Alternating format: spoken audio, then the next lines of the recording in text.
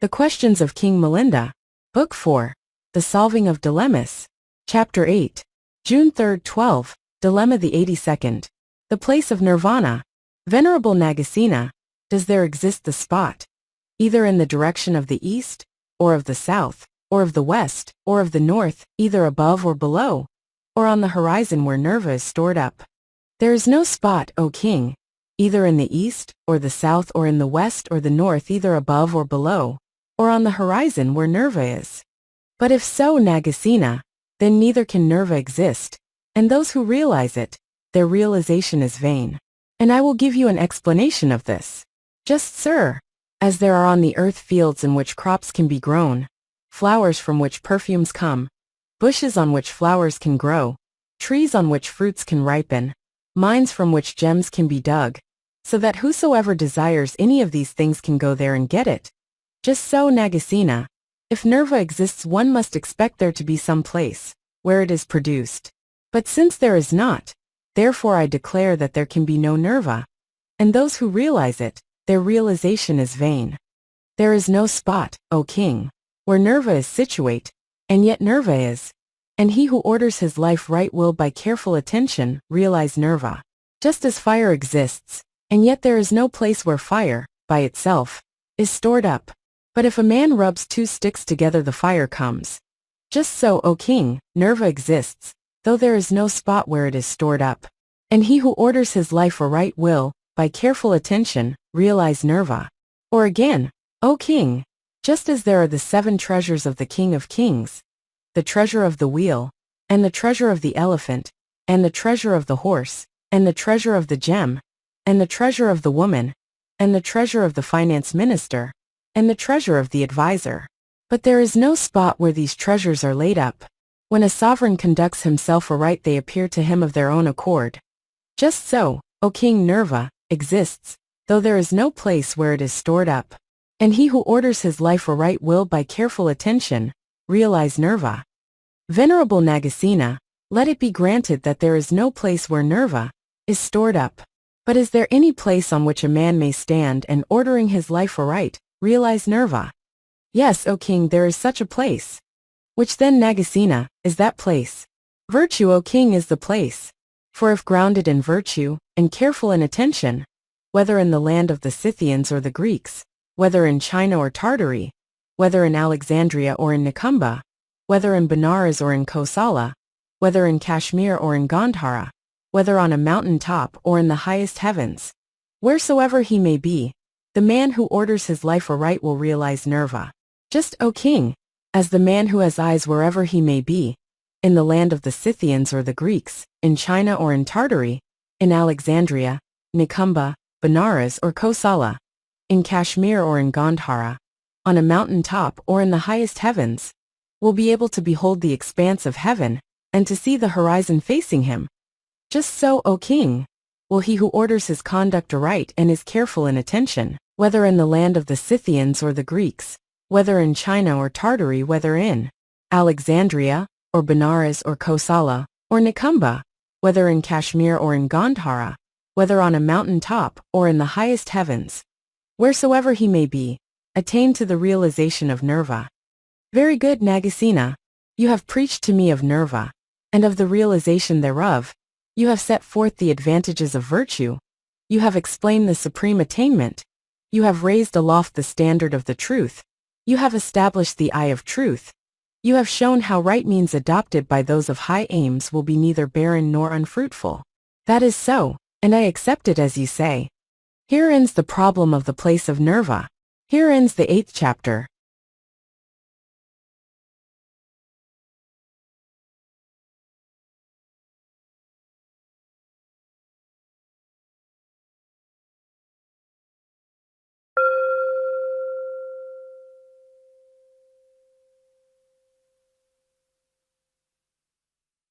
The Questions of King Milinda, Book 6, 6.4.2, The Voluntary Extra Vows.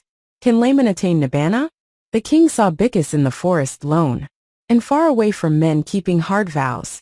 And then he saw 2 householders at home, eating the sweet fruits of the noble path. Considering both of these, deep doubts he felt. If laymen also realized the truth, then surely vowing vows must be in vain. Come, let me ask that best of teachers wise, in the threefold basket of the Buddha's words, skilled to o'erthrow the arguments of the foe, he will be able to resolve my doubts. Now Milinda the king went up to the place where Nagasena was, and bowed down before him, and took his seat on one side. And when so seated he said to Nagasena, Venerable Nagasena, is there any layman living at home, enjoying the pleasures of sense, occupying a dwelling encumbered with wife and children, enjoying the use of sandalwood from Benares, and of garlands, perfumes and ointments, accepting gold and silver, with an embroidered headdress on, set with diamonds and pearls and gold? Is there any such who has seen face to face the calm, the supreme good Nirva? Not 100 only, O king, nor 2 nor 3 nor 5 nor 600, not 1,000 only, nor 100,000, nor 10 millions, nor 10,000 millions, not even only 1 billion laymen have seen Nirva. Not to speak of 20 or 30 or 100 or 1,000 who have attained to clear understanding of the four truths. By what kind of exposition shall I lay before you evidence showing that I know this? Do you yourself tell me? Then, O king, I will explain it. All those passages in the ninefold word of the Buddha that deal with holiness of life, and attainment of the path, and the divisions of the excellent habit of living under vows, shall be brought to bear in this connection. Just, O king, as water which has rained down upon a country district, with both low-lying and high places, level land and undulations, dry ground and wet, will all of it flow off thence and meet together in the ocean of great waters. So will all those passages meet together, and be brought into connection here. And a manifestation of reasons out of my experience and knowledge shall be also brought to bear. Thus will this matter be thoroughly analyzed. Its beauty will be brought out. It will be exhausted, brought home to rest. It will be, O king, as when an able writing master, on exhibiting by request his skill in writing, will supplement the written signs by an explanation of reasons out of his experience and knowledge, and thus that writing of his becomes finished, perfect, without defect. So will I also bring to bear a manifestation of reasons out of my experience and knowledge, and thus shall this matter be thoroughly analyzed. Its beauty shall be brought out. It shall be exhausted, set at rest. In the city of Savatthi, O king, about 50 millions of the disciples of the Blessed One, devout men and devout women, were walking in the paths, and out of those 357,000 were established in the fruit of the third path. And all of them were laity, not members of the order. And there too, at the foot of the Gamba tree, when the double miracle took place, 200 millions of living beings penetrated to an understanding of the four truths. And again on the delivery of the Rahulavada discourse, and of the Mahamangala discourse, and of the Samasiddha exposition, and of the Parabhava discourse, and of the Purabhita discourse, and of the Kalahavavada discourse, and of the Kulavyuha discourse, and of the Mahavyuha discourse, and of the Tawaka discourse, and of the Sariputta discourse, an innumerable number of celestial beings penetrated to knowledge of the four truths. In the city of Rajagaha 350,000 devout laymen and devout laywomen, disciples of the Blessed One, were walking in the paths. And there again at the taming of Dhanapala, the great elephant 900 million living beings. And again at the meeting at the Saikasatiya on the occasion of the Parayana discourse, 140 million living beings. And again at the Indasala cave, 800 millions of gods. And again at Benares in the Deer Park Isapatana, at the first preaching of the Dhamma 180 million Brahma gods, and innumerable others. And again in the heaven of the 33 at the preaching of the Abhidhamma on the Pa Kambala rock 800 millions of the gods, and on the descent from the world of the gods at the gate of the city of Sakasa, at the miracle of the manifestation to the world, 300 millions of believing men and deities penetrated to a knowledge of the four truths. And again at Kapila Vathu among the Sakyas, at the preaching of the Buddhavesa in the Nigrada Arama, and again at the preaching of the Mahasamaya Satanta, gods in numbers that cannot be counted penetrated to a knowledge of the Dhamma. And again at the assemblies on the occasions of Samana the garland maker, and of Garahadina, and of Ananda the rich man, and of Gambuka the naked ascetic, and of Maka the god, and of Matakwali the god, and of Salesa the courtesan, and of Sirama the courtesan, and of the weaver's daughter, and of Subhata, and of the spectacle of the cremation of the Brahmin of Saketa, and of the son of Parantas, and of the problem put by Saka, and of the Tirokutta Sutta, and of the Ratana Sutta, at each of these 84,000 penetrated to a knowledge of the Dhamma. So long, O king, as the Blessed One remained in the world, so long wheresoever in the 3 great divisions of India, or in the 16 principal countries, in them, he stayed there, as a usual thing 2, 3, 4 or 500, or 1,000, or 100,000, both gods and men, saw face to face the calm, the supreme good Nirva. And all of those who were gods, O king, were laymen. They had not entered the order. So these and many other billions of gods, O king, even while they were yet laymen, living at home, enjoying the pleasures of sense, saw face to face, realized in themselves, the condition of peace, the supreme good Nirva. If so, Venerable Nagasena, if laymen, living at home and enjoying the pleasures of sense, can see Nirva, what purpose then do these extra vows serve? That being so, rather must the vows be workers of mischief. For Nagasena, if diseases would abate without medicine, what would be the advantage of weakening the body by emetics, by purges and other like remedies? If one's enemies could be subdued with one's fists only, where would be the need of swords and spears, of javelins and bows and crossbows, of maces and of clubs? If trees could be climbed by clambering up them with the aid of the knots and of the crooked and hollow places in them, of the thorny excrescences and creepers and branches growing on them, what would be the need of going in quest of ladders long and strong? If sleeping on the bare ground gave ease to the limbs, why should one seek after fine large beds soft to the touch? If one could cross the desert alone, inaccessible though it be, and full of danger and fear, why need one wait for a grand caravan, well armed and well equipped? If a man were able by his own arms to cross a flowing river, what need he care for firm dikes or boats? If he could provide board and lodging for himself out of his own property, why should he trouble to do service to others, to flatter with sweet words, to run to and fro? When he can get water from a natural pool, why should he dig wells and tanks and artificial ponds? And just so, Venerable Nagasena, if laymen, living at home and enjoying the pleasures of sense, can realize in themselves the condition of peace, the supreme good, Nirva, what is the need of taking upon oneself these vows? The 28 advantages of the vows. There are, O king, these 28 good qualities in the vows, virtues really inherent in them, and on account of these all the Buddhas alike have longed for them and held them dear. And what are the 28? The keeping of the vows, O king, implies a mode of livelihood without evil. It has a blissful calm as its fruit.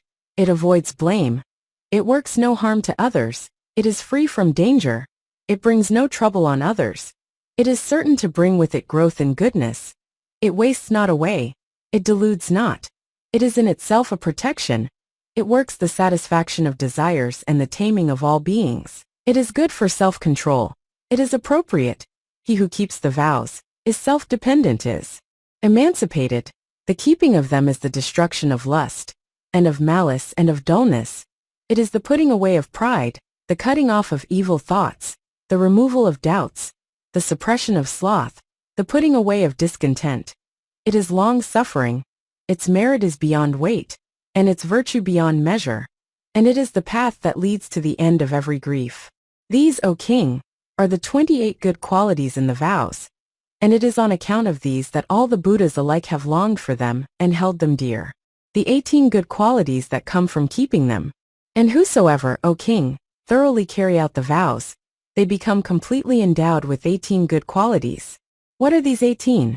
Their walk is pure. Their path is accomplished. Well guarded are they in deed and word. Altogether pure are they in manners and in mind. Their zeal flags not. All their fears are allayed, all delusions, as to the permanence and as to the degree of their individuality have been put away. Anger has died away while love to all beings has arisen in their hearts. In taking nourishment they eat it with the 3 right views regarding food. They are honored of all men. They are temperate in eating. They are full of watchfulness, they need no home. Wheresoever is a pleasant spot there do they dwell. They loathe to do ill. They take delight in solitude. They are in earnest always.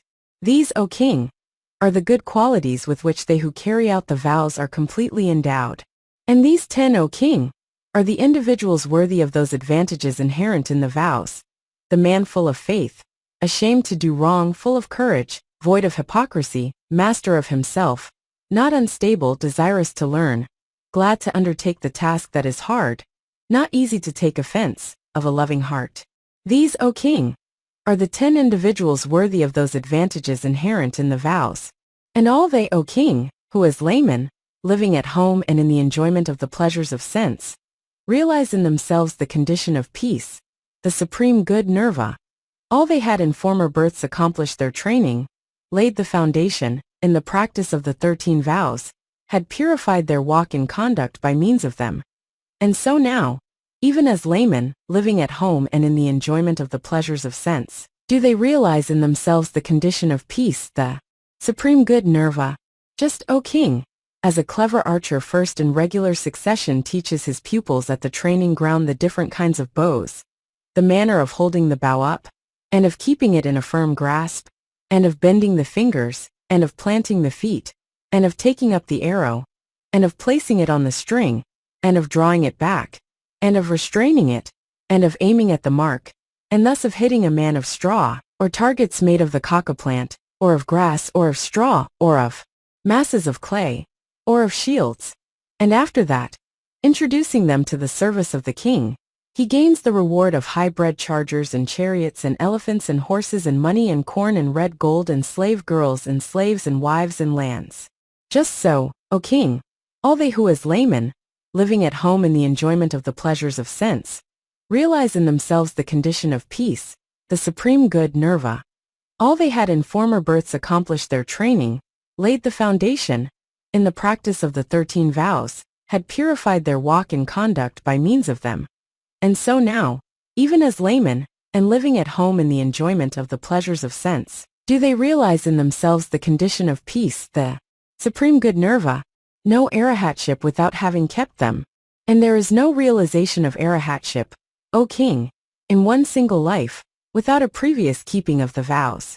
Only on the utmost zeal, and the most devoted practice of righteousness, and with the aid of a suitable teacher, is the realization of arahatship attained. Just, O king, as a doctor or surgeon first procures for himself a teacher, either by the payment of a fee or by the performance of service, and then thoroughly trains himself in holding the lancet, in cutting, marking or piercing with it, in extracting darts, in cleansing wounds, in causing them to dry up, in the application of ointments, in the administration of emetics and purges and oily enemas, and only when he has thus gone through training, served his apprenticeship, made himself skillful, does he visit the sick to heal them. Just so, O king, all they who as laymen, living at home in the enjoyment of the pleasures of sense, realize in themselves the condition of peace, the supreme good nirva. All they had in former births accomplished their training, laid the foundation, in the practice of the 13 vows, had purified their walk and conduct by means of them. And so now, even as laymen, and living at home in the enjoyment of the pleasures of sense, do they realize in themselves the condition of peace, the supreme good nirva. And there is no perception of the truth, to those who are not purified by the virtues that depend on the keeping of the vows. Just as without water no seed will grow, so can there be no perception of the truth, to those not purified by the practice of the vows. Just as there is no rebirth in bliss, to those who have done no meritorious actions, no beautiful deeds, so is there no perception of the truth, for those not purified by the practice of the vows. Similes, like the broad earth, O king, is the character resulting from the keeping of the vows, to serve as a basis to those who desire to be pure.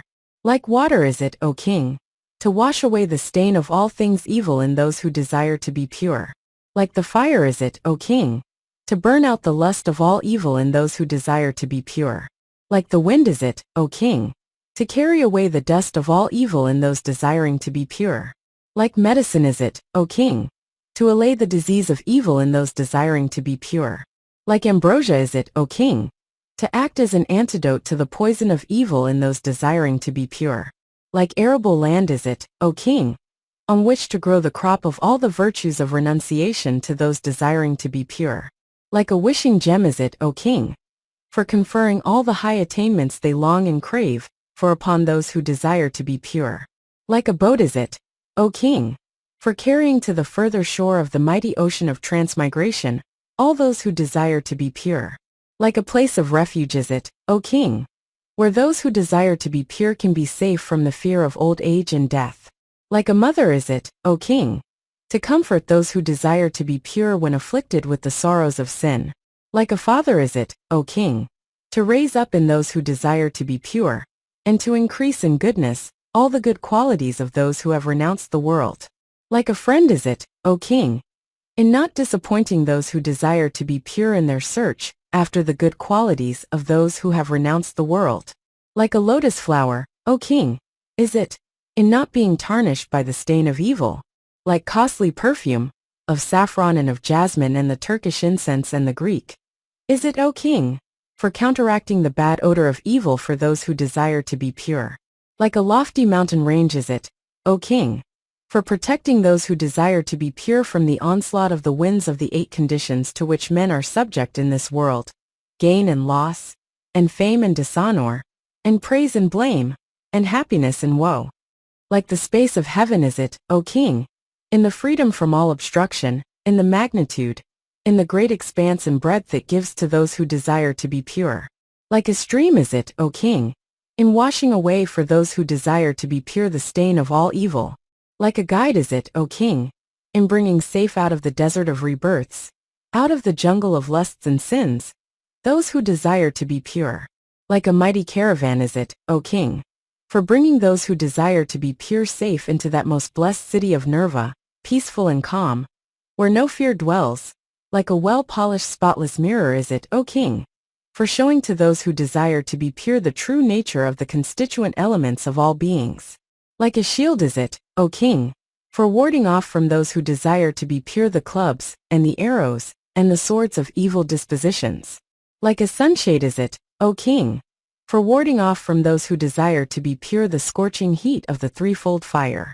Like the moon is it, O king, as being longed and hoped for by those who desire to be pure. Like the sun is it, O king, as dispelling the blackness of the darkness of ignorance for those who desire to be pure. Like the ocean is it, O king, as causing to arise in those desiring to be pure the costly treasures of the virtues of those who have renounced the world, and by reason too of its immensity, of its being beyond measure and beyond count. Thus is it, O king, of great service to those desiring to be pure, a remover of all sorrow and lamentation, an antidote to discontent. It puts an end to fear, and individuality, and imperviousness of mind, to evil, and to grief, and to pain, and to lust, and to malice, and to dullness, and to pride, and to heresy, and to all wrong dispositions. It brings with it honor and advantage and bliss. It fills them with ease and with love and with peace of mind. It is free from blame. It has happiness. Here is its fruit. It is a mine and treasure of goodness that is beyond measure and beyond count, costly above all things and precious. Just, O king, as men for nourishment seek after food, for health medicine, for assistance a friend, for crossing water a boat, for pleasant odors a perfume, for security a place of refuge, for support the earth, for instruction a teacher, for honors a king, and for whatever they desire a wishing gem. Just so, O king, do the arahats seek after the virtues of the keeping of the vows, for the attainment of all the advantages of renunciation of the world. And what water is for the growth of seeds, what fire is for burning, what food is for giving strength, what a creeper is for tying things up, what a sword is for cutting, what water is for allaying thirst, what a treasure is for giving confidence, what a boat is for crossing to the further shore, what medicine is for allaying disease, what a carriage is for journeying at ease, what a place of refuge is for appeasing fear, what a king is for protection, what a shield is for warding off the blows of sticks and stakes, of clubs, of arrows, and of darts, what a teacher is for instruction, what a mother is for nourishing, what a mirror is for seeing, what a jewel is for ornament, what a dress is for clothing, what a ladder is for mounting up, what a pair of scales is for comparison, what a charm is for repetition, what a weapon is for warding off scorn, what a lamp is for dissipating darkness, what a breeze is for allaying fever, what knowledge of an art is for the accomplishment of business, what medicinal drugs are for the preservation of life, what a mine is for the production of jewels, what a gem is for ornament, what a command is for preventing transgression, what sovereignty is for dominion. All that, O king, is the character that comes of keeping the vows for the good growth of the seed of renunciation, for the burning out of the stains of evil, for giving the strength of iti, for tying up one's self in self-control and presence of mind, for the complete cutting off of doubt and mistrust, for allaying the thirst of craving, for giving confidence as to perception of the truth, for crossing to the further shore of the fourfold stream of sensuality, individuality, delusion, and ignorance, for allaying the disease of evil dispositions, for attaining to the bliss of nirvana, for appeasing the fears that arise from birth, old age, decay and death, grief, pain, lamentation, woe, and despair, for being protected in the possession of the advantages of renunciation, for warding off discontent and evil thoughts, for instruction in all the good involved in the life of those who have renounced the world, for nourishment therein, for explaining to men quietude and insight,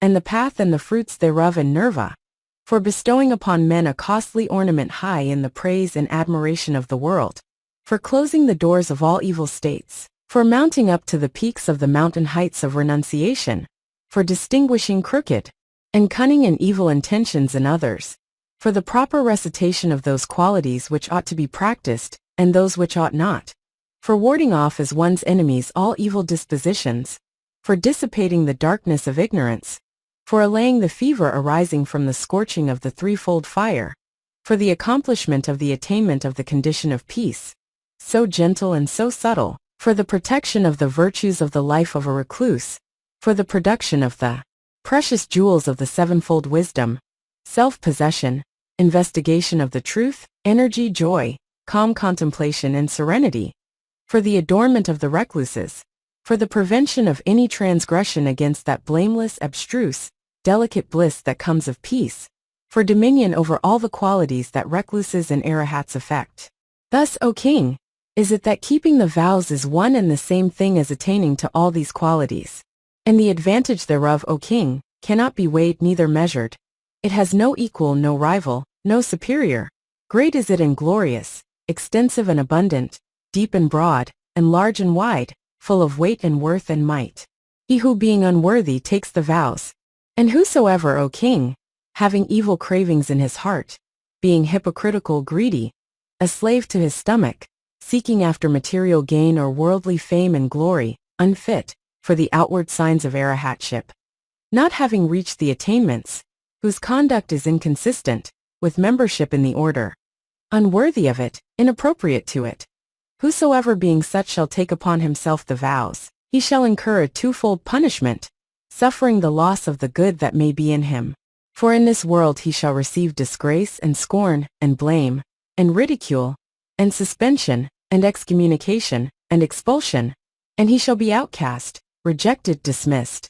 And in his next life he shall suffer torment in the great Avicii purgatory, that is 100 leagues in depth and covered, as with a garland, with hot and scorching, fierce and fiery blazing flames. Therein shall he rise and fall for myriads of years, upwards and downwards and across, a foam bubble, as it were cast up, and thrown from side to side in a boiling sea, and when released from thence, then as a mighty preta ghost, in the outward form of a monk, but with body and limbs lean and rugged and dark, with head swollen, bloated and full of holes, hungry and thirsty, odd and dreadful in color and form, his ears all torn, and his eyes ever winking, his limbs a mass of mortifying sores, his whole body the prey of maggots, his stomach all scorching and hot like a fiery furnace blazing in the breeze, yet with a mouth no larger than a needle, so that his thirst can never cease, with no place of refuge to fly to, no protector to help him, groaning and weeping and crying out for mercy, shall he wander wailing o'er the earth. Just, O king, as whosoever, being unfit for royalty, without having properly attained to it, being inappropriate to it, unworthy of it, unsuitable for it, a low-born man and base in lineage, should receive the consecration of a king, he would suffer mutilation, having his hands or his feet, or his hands and feet cut off, or his ears or his nose, or his ears and nose cut off, or he would be tortured, being subjected to the gruel pot, or to the chink crown, or to the raha's mouth, or to the fire, garland, or to the hand torch, or to the snake strips, or to the bark dress, or to the spotted antelope, or to the flesh hooks, or to the pennies, or to the brine slits, or to the bar turn, or to the straw seat, or he would be anointed with boiling oil, or be eaten by dogs, or be impaled alive, or be beheaded, or be subjected to punishments of various kinds. And why? Because he being unfit for it, without having properly attained to it, being inappropriate to it, unworthy of it, unsuitable for it, a low-born man and base in lineage, he had placed himself in the seat of sovereignty, and thus transgressed beyond his right limits. Just so, O king, whosoever having evil cravings in his heart, being hypocritical greedy, a slave to his stomach, seeking after material gain or worldly fame and glory, unfit for the outward signs of arahatship, not having reached the attainments, whose conduct is inconsistent with membership in the order, unworthy of it, inappropriate to it. Whosoever being such shall take upon himself the vows, he shall incur a twofold punishment, suffering the loss of the good that may be in him. For in this world he shall receive disgrace, and scorn, and blame, and ridicule, and suspension, and excommunication, and expulsion, and he shall be outcast, rejected, dismissed. And in his next life he shall suffer torment in the great Avici purgatory, that is 100 leagues in depth and covered, as with a garland, with hot and scorching, fierce and fiery blazing flames. Therein shall he rise and fall for myriads of years, upwards and downwards and across, a foam bubble, as it were, cast up, and thrown from side to side in a boiling sea, and when released from thence, then as a mighty preta ghost, in the outward form of a monk, but with body and limbs lean and rugged and dark, with head swollen, bloated and full of holes, hungry and thirsty, odd and dreadful in color and form, his cars all torn, and his eyes ever winking, his limbs a mass of mortifying sores, his whole body the prey of maggots, his stomach all scorching and hot like a fiery furnace blazing in the breeze, yet with a mouth no larger than a needle, so that his thirst can never cease, with no place of refuge to fly to, no protector to help him, groaning and weeping and crying out for mercy, shall he wander wailing o'er the earth. He who being worthy takes the vows. But whosoever, O king, is fit, who has reached the attainments, whose conduct is consistent with membership in the order, who is worthy of it, appropriate to it, who desires little and is content, given to seclusion, not fond of society, alert in zeal, resolute of heart, without guile, without deceit, not a slave to his stomach, seeking neither material gain nor worldly fame or glory, full of faith, who has entered the order from belief in the doctrine, and not from worldly motives, and is full of desire for release from old age and death. Whosoever being such shall take upon himself the vows with the idea of upholding the faith, he is deserving of twofold honor. For he is near and dear to, loved and longed for by both gods and men, dear as rare jasmine flowers to the man bathed and anointed, as sweet food to the hungry, as cool, clear, fragrant water to the thirsty, as a healing drug to a poisoned man, as a costly chariot drawn by high-bred steeds to the hurrying traveler, as a wishing gem to the greedy for gain, as the pure white sunshade of sovereignty to one ambitious for a throne, as the blessed attainment of the fruits of arahatship to the seeker after holiness. It is he who attains to the fullest mastery over the 4 earnest meditations, the fourfold great struggle, the 4 roads to saintship, the 5 organs of the moral sense, the 5 moral powers, the 7 forms of wisdom, and the noble eightfold path. Quietude and insight reign in his heart. Attainment through study becomes easy to him. And the 4 fruits of the life of a recluse, the 4 kinds of discrimination, the threefold knowledge, the sixfold higher wisdom, in a word, the whole religion of the recluses becomes his very own. An anointed king is he, and over him is born the pure white sunshade of emancipation. Just, O king, as all the citizens and country folk in the land, the soldiers and the peons, royal messengers, wait in service upon a kshatriya king, born to the purple, and on both sides of lineage high, when he has been consecrated with the inauguration ceremonies of the kshatriyas, the 38 divisions of the royal retinue, and the dancing men, and acrobats, and the soothsayers, and the heralds, and samas and brahmins, and the followers of every sect, frequent his court, and he becomes the lord of every seaport, and treasure mine, and town, and custom house. giving instructions as to the fate of every foreigner and criminal. Just so, O king, whoever is fit, who has reached the attainments, whose conduct is consistent with membership in the order, who is worthy of it, appropriate to it, who desires little and is content, given to seclusion, not fond of society, alert in zeal, resolute of heart, without guile, without deceit, not a slave to his stomach, seeking neither material gain nor worldly fame or glory, full of faith, who has entered the order from belief in the doctrine, and not from worldly motives, and is full of desire for release from old age and death. Whosoever being such shall take upon himself the vows with the idea of upholding the faith, he is deserving of twofold honor. For he is near and dear to loved and longed for by both gods and men, dear as rare jasmine flowers to the man bathed and anointed, as sweet food to the hungry, as cool, clear, fragrant water to the thirsty, as a healing drug to a poisoned man, as a costly chariot drawn by high-bred steeds to the hurrying traveler, as a wishing gem to the greedy for gain, as the pure white sunshade of sovereignty to one ambitious for a throne, as the blessed attainment of the fruits of arahatship to the seeker after holiness. It is he who attains to the fullest mastery over the four earnest meditations, the fourfold great struggle, the four roads to saintship, the five organs of the moral sense, the five moral powers, the seven forms of wisdom, and the noble eightfold path. Quietude and insight reign in his heart. Attainment through study becomes easy to him, and the four fruits of the life of a recluse, the four kinds of discrimination, the threefold knowledge, the sixfold higher wisdom, in a word the whole religion of the recluses becomes his very own. An anointed king is he, and over him is born the pure white sunshade of emancipation. Such, O king, are the 13 vows purified by which a man shall bathe in the mighty waters of Nirva, and there indulge himself, as one sporting in the waves, with the manifold delights of religion. He shall addict himself to the 8 modes of transcendental ecstasy. He shall acquire the powers of iti, distant sounds, human and divine, shall greet his ear. He shall divine the thoughts of others. He shall be able to call to mind his own previous births, and to watch the rise and fall from birth to birth of others. And he shall perceive the real nature and the origin of, he shall perceive the means of escape from sorrow, and from lust, individuality, delusion and ignorance, the stains of life. Details of the 13 extra vows. And what are these 13? Wearing raiment made up of pieces taken from a dust heap. Wearing 3 robes and 3 robes only. Living on food received by begging. Begging straight on from house to house.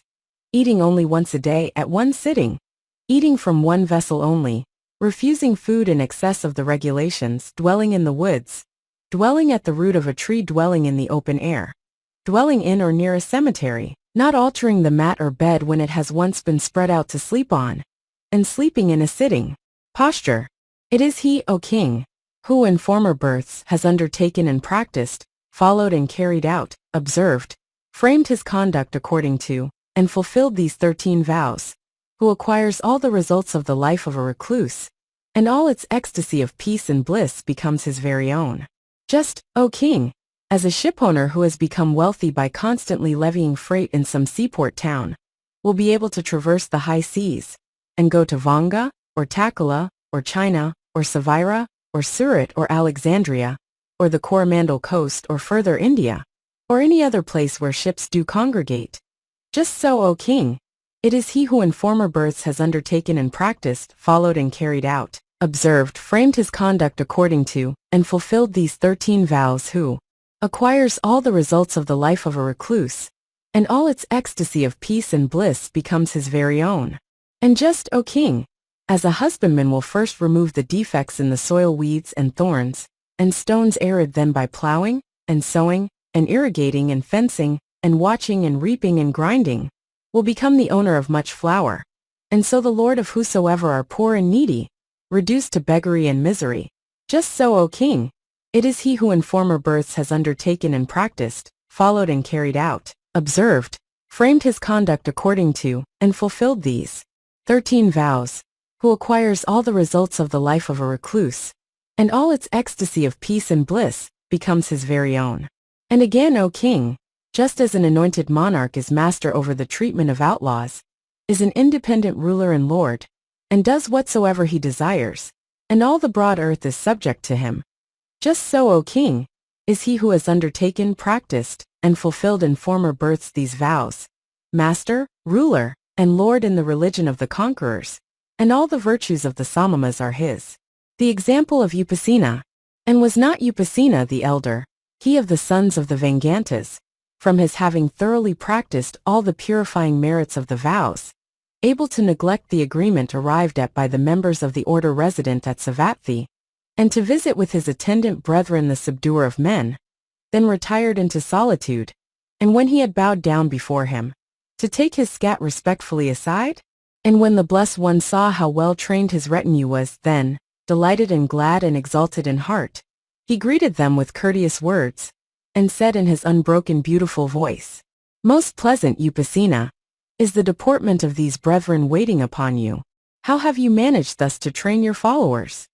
And he, when so questioned by the omniscient Buddha, the God over all gods, spake thus to the Blessed One, as to the real reason for the goodness of their nature. Whosoever, Lord, may come to me to ask for admission to the order, or to become my disciple, to him do I say, I, sir, am a frequenter of the woods, who gain my food by begging, and wear but this robe pieced together from cast-off rags. If you will be the same, I can admit you to the order, and make you my disciple. Then, if he agree thereto with joy, and abase himself, I thereupon admit him to the order, and to the company of my pupils. But if not, then neither do I admit him to the one nor to the other. Thus is it, Lord, that I train them. And thus is it, O king, that he who has taken upon himself the vows becomes master, ruler, and lord in the religion of the conquerors, and all its ecstasy of peace and bliss becomes his very own. The 30 graces of the true recluse. Just, O king, as a lotus flower of glorious, pure, and high descent in origin is glossy, soft, desirable, sweet-smelling, longed for, loved, and praised, untarnished by the water or the mud, graced with tiny petals and filaments and pericarps, the resort of many bees, a child of the clear cold stream. Just so is that disciple of the noble ones who in former births has undertaken and practiced, followed and carried out, observed and framed his conduct according to, and fulfilled these 13 vows, endowed with the 30 graces. And what are the 30? His heart is full of affectionate, soft, and tender love. Evil is killed, destroyed, cast out from within him. Pride and self-righteousness are put an end to and cast down. Stable and strong and established and undeviating is his faith. He enters into the enjoyment of the heart's refreshment, the highly praised and desirable peace and bliss of the ecstasies of contemplation fully felt. He exhales the most excellent and unequaled sweet savor of righteousness of life. Near is he and dear to gods and men alike. Exalted by the best of beings, the Arahat noble ones themselves. Gods and men delight to honor him.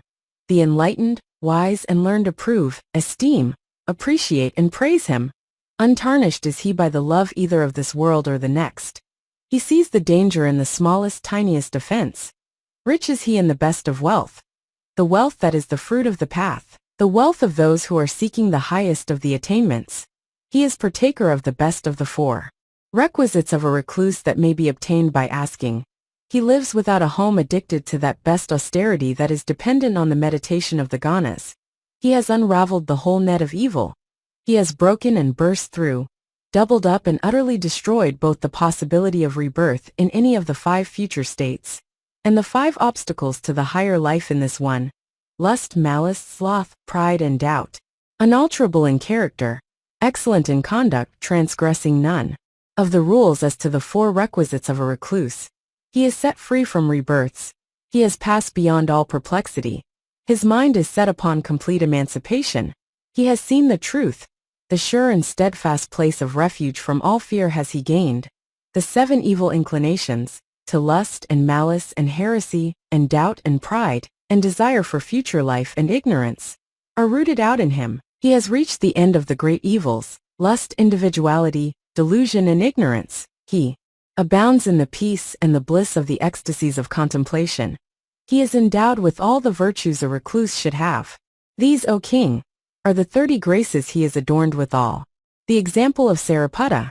And was not Sariputta, the elder, O king, the best man in the whole 10,000 world systems, the teacher of the world himself alone excepted?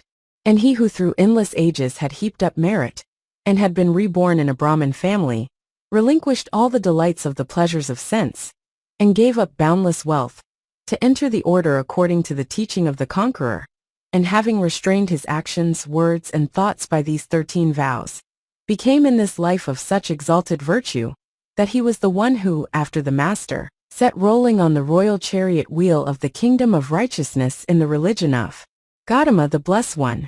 So that this was said, O King, by the Blessed One, the God over all gods, in that most excellent collection, the Anguttara Nikaya.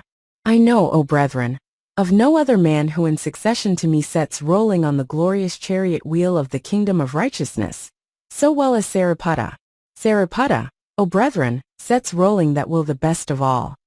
Most excellent Nagasena, the whole ninefold word of the Buddha, the most exalted conduct, the highest and best of the attainments to be gained in the world. All these are wrapped up together in the virtues that result from the keeping of the vows.